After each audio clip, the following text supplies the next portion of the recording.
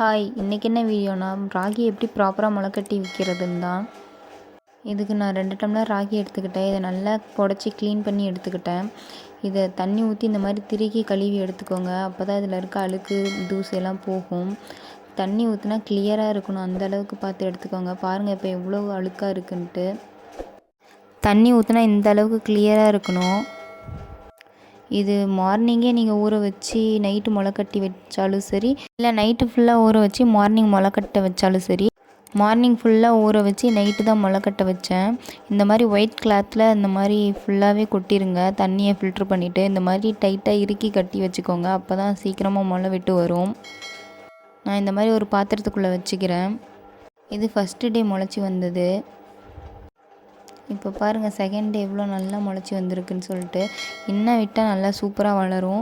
நான் போதுன்னு சொல்லிட்டு எடுத்துட்டேன். இதை ஒரு தட்டில் கொட்டி நல்லா பரப்பி விட்டுருங்க. இதை வெயிலில் 2லேருந்து 3 மணி நேரம் நல்லா காய வச்சு எடுத்துக்கோங்க.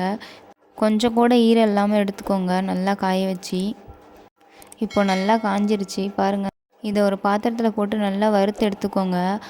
இதை 5 நிமிஷம் வறுத்தாலே போதும். நல்ல வாசம் வரும், அப்போவே தெரியும். இதை ஒரு மிக்சர் ஜாரில் போட்டு நல்லா ஃபைன் பவுடராக அரைச்சிக்கோங்க. அப்போ தான் கொஞ்சம் கூட கொரகொரப்பு இல்லாமல் இருக்கும். நான் இந்த மாதிரி சலித்து எடுத்துக்கிறேன். சலித்து எடுத்தது இந்த மாதிரி ஆற வச்சுருங்க.